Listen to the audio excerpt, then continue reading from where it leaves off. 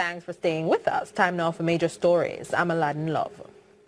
The Minister of Finance and the Public Service, Dr. Nigel Clark, says the region requires technical support and financial assistance to meet its developmental goals. According to him, this support is necessary and will be beneficial in the long run. He was speaking at the 50th anniversary of the Inter-American Development Bank.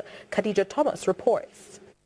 The government's vision statement is for Jamaica to be the place of choice to live, work, raise families, and do business. This means that by 2030, Jamaica must be a country with a vibrant and sustainable economy, society and environment, a high level of human capital development, greater opportunities and access to these opportunities for the population, and a high level of security. The Minister of Finance and the Public Service believes that support is necessary to meet these goals.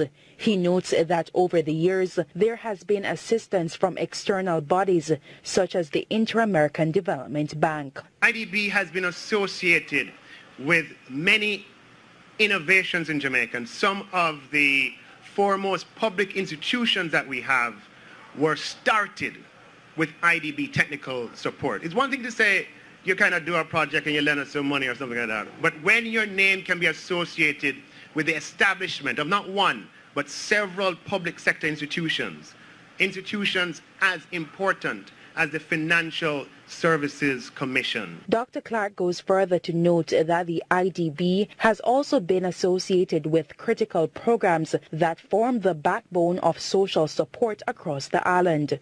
Our flagship social security program, it's called PATH, is a program that was founded with technical support and funding from the Inter-American Development Bank.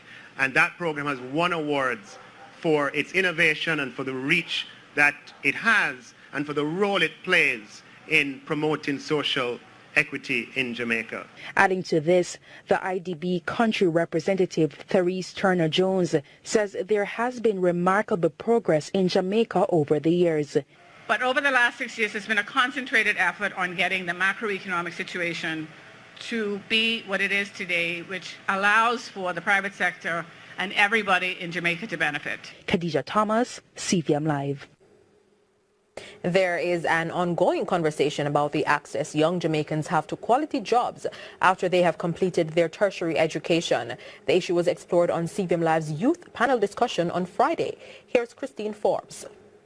While all three guests agree that the unemployment among young Jamaicans is at an all-time low, the General Secretary of the PNP argues that the quality of the jobs is not as satisfying. When you leave college, go into a job, then the bills come. Some persons can't necessarily go back to their communities to live, so they have to find somewhere to, and that's rent. And they have a little brother or sister to take care of. Everybody's expecting them to now contribute to the family income and so forth. But then their means are very small. That is a problem, and if it continues in the long term, what we're going to have is a growing population of working poor. In response, General Secretary of Young Jamaica, Rowan Walsh, suggests that Jamaicans need to rely on their creative skills as a means of gaining financial independence. While you're going to university, you're at UTech or at UA, you have to be creative in mind, right? You have to go out there and you have to knock on that door. You have to be an entrepreneur. You have to be creative. And the university is not just preparing our young individuals to walk into Sagicor, to walk into CVM TV or NCV, but it's for you now to come up with an idea. Be creative enough so that you can... So you're talking about youth entrepreneurship? Yes, so that you can help add into the economy. But while the chairman of the UA Guild at the Western Campus, Akeem Saunders, nods in agreement, he says it is not a solid alternative.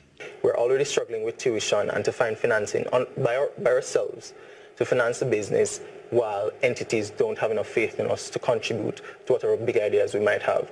So it's something we're definitely looking into, and we do have the major entrepreneurship, so everybody is going into that field. Christine Forbes, CVM Live. The Minister of Industry, Commerce, Agriculture and Fisheries, Audley Shaw, is calling for more partnerships within the public and private sector. According to him, this will contribute to the general economic well-being of the country. Khadija Thomas tells us more in this report. Public-private partnerships are not new to the Jamaican government, but the Minister of Industry, Commerce, Agriculture and Fisheries, Audley Shaw, believes that more of these agreements will be beneficial to the economy. In order for Jamaica to achieve a sustainable growth momentum, industry stakeholders need to explore and develop strategic alliances and linkages. Enterprises must be prepared to share resources to achieve a mutually beneficial objective. Shaw, who was speaking at the Caribbean Assurance Brokers Limited Loyalty Program launch, says the ministry has been working on creating an enabling business environment. We have sought to create capacity building programs through various agencies of the ministry to ensure that our micro, small and medium-sized enterprises are able to move their business to the next level from micro to small and from small to medium. As government, we are fully committed to small business development.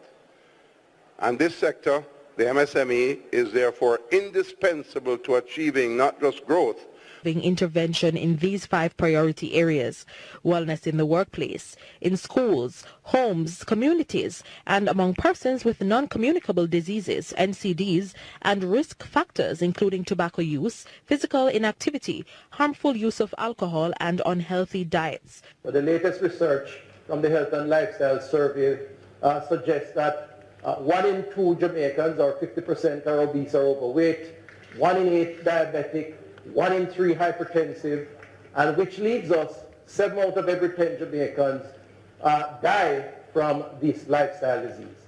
In recent times, we've been talking about the communicable diseases, and in particular, dengue and the Aedes aegypti mosquito.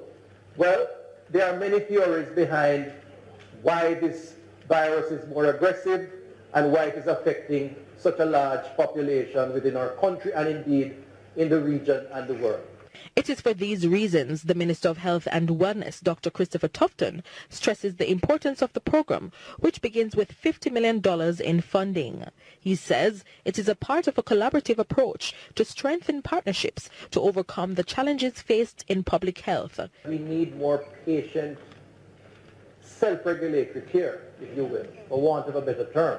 And if we can get Jamaicans, based on research that guides behavior, to adopt a different approach in regulating themselves, in helping themselves to live, healthier, if you will, by using gadgets that are able to help them to lead lives that promote wellness as opposed to sickness, then we could possibly see shorter waiting times in our health centers and in our accident and emergency. Meanwhile, Professor of Epidemiology at the University of the West Indies, Rainford Wilkes, says the fund presents a watershed for the local research community. The Research for Wellness Fund is open to research teams conducting work in Jamaica. The teams must be led by principal investigators who reside in Jamaica. Research must be short-term, inform policy and practice for health and wellness, and be in alignment with the 5 priority areas. The Research for Wellness program will be funded annually. The Joint Select Committee of Parliament appointed to consider and report on the bill entitled the Sexual Harassment Act 2019 is inviting members of the public to give their opinions. Submissions to the committee must be in writing and sent in to the Clerk of the Houses or emailed to clerk@japarliament.gov.jm by Monday, December 23, 2019. A copy of the Sexual Harassment Act 2019 may be found on the Parliament's website, www.japarliament.gov.jm, under the heading Publications. If you make a submission, you may be required to appear before the committee at short notice to clarify your opinions. The community of Long Spring Lane White Works Agency says it will be closing some roads permanently as it finalizes the road construction projects. Jamaica Maitland visited the Mandela Highway to highlight some of the changes to come as of Monday, December 9. Motorists will have to travel straight onto the Mandela Highway and onto the overpass bridge and the service road to get to Washington Boulevard.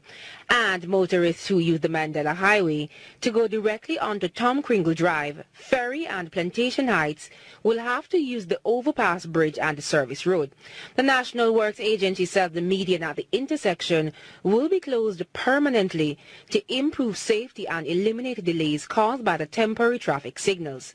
Communications manager at the NWA, Stephen Shaw, says the changes are all part of the government's plan to improve road safety. Those changes were always part of the overall improvement works that we have been doing along the Mandela Highway to improve the efficiency of the road, to ensure that we have less conflicting movements along the corridor. He revealed that motorists can use Weymouth Drive or Spanish Town Road to go onto Washington Boulevard. When asked about the potential traffic buildup that may move through the Washington Gardens community, Mr. Shaw says they have been collaborating with the police to regulate any congestion. The police are aware, and I'm sure they will do what is necessary to ensure that persons conform. Jamaica Maitland for CV.